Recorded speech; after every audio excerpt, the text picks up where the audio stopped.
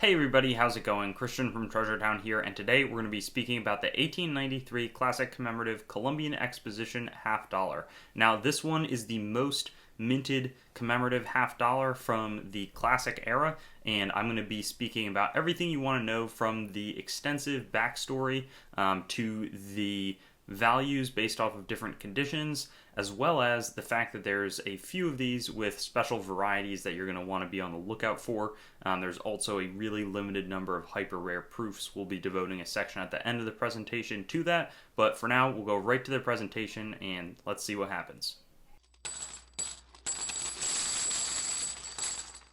And here we've got our 1893 Columbian Exposition Commemorative half dollar. So this is just a nice example. We're going to get right into the history with the design, which features Christopher Columbus. It's being made for the World Columbian Exposition, or the Chicago World's Fair, in 1893. It was the first time that a person was on a U.S. coin. So in the past, they had used embodiments of liberty. That took a lot of different forms, but it had never been an actual person, though Columbus had been deceased for many centuries. The idea being that they did not want to be like other countries that were putting their ruler on the coin. It's not a king. It's sort of the republic or democracy. The idea that it's not some authoritarian government rule in the states. The 1893 was the year where way more were minted. 1892 they started producing coins. 1893 they really sort of hit their stride and started producing a ton. The back showing the sailing ship with the old and the new worlds, and then saying 1492. Obviously that was 400 years ago at this time that Columbus had sailed the ocean blue. The designers, Charles Barber and George Morgan, there was a fair amount of controversy, and I'm not even going to explain it because it takes a really long time to explain, but there were multiple portraits that were done, and it was a relatively unpopular obverse design. They redid it a few times, and the result still people didn't think was too dignified or showed Columbus as some sort of a great explorer, and the designers took a lot of offense to that. Sort of funny, but it was, actually not that well received. A lot of these ended up getting melted. So originally the plan was to sell them for $1 a piece. 50 cents of that was going to sort of help the exposition cover its costs, because it's a huge monetary outlay for countries or, even a city to be doing an event like this. However, there were a lot of factors, but that plan did not really work that well. 360,000 sold for $1. Many of them ended up melting, getting melted, and then a lot more were released into circulation basically at their face value.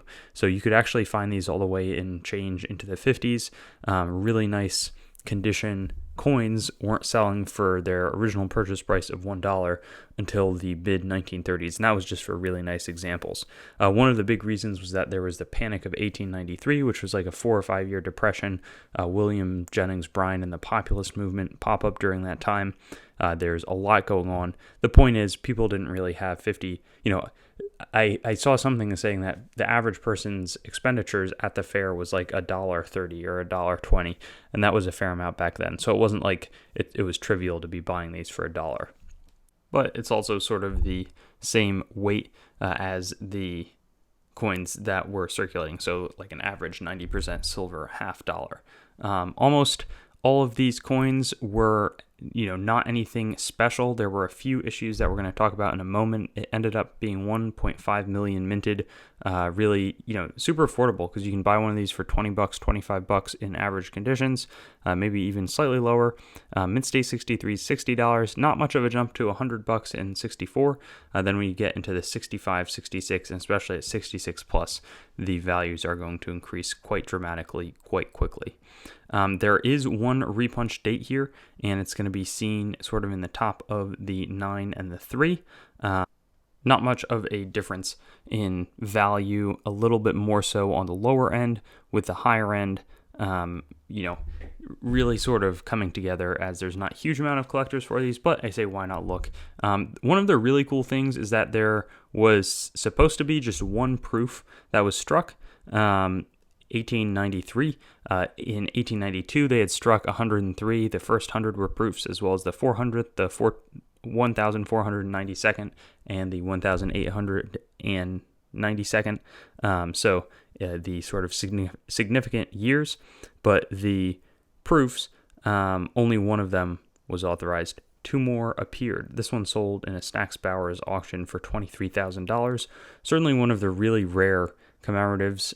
It wasn't preserved particularly well, only being in a 63, but there are only 3 of these known. Conceivably, there could be a few more. If there was only one authorized and there's more than that, you really have no idea what the picture is, and that mystery is really cool on a lot of these earlier coins. But anyways, that brings us to the conclusion of this presentation. Hope that you learned a bunch on these 1893s. I mean, there's a lot of small other details. The first coin that sold, the Remington Typewriter Company paid $10,000 for. I think that was in 1892. Was that a great investment? Well, if they have the pedigree, I'm sure that actually that would be worth it at this point. Just a lot of little neat facts here. And to sum it all up, I have to say, these are cool coins to own yourself. They are fun to have in a collection and really affordable, especially for newer collectors. So I highly recommend them. Thanks for watching the video. I'd encourage you to like the video, comment, and make sure to subscribe to my channel. And I also have Facebook, Instagram, Twitter, and some other social media platforms. You can also go to my main channel website, treasuretownYT.com, to learn more about the channel and sort of stay in contact. I also will eventually host all of these videos on coinsmetalscards.com, which will be both news, marketplace, and coin information. I do have the goal of eventually getting pretty much every U.S. coin, date, mint mark, denomination on the channel with a similar video to the one that you just watched, and that will likely all be hosted there. And then I also have treasuretowncoins.com, which is sort of my coin dealing wing, coin dealing only entity that is a little bit less focused on content production. So thank you so much, and I'll look forward to seeing you on some of my other videos. I also have videos that are not just the date, mint mark, denomination recap in this format, so you can check some of those out, and I'll have fun seeing you there.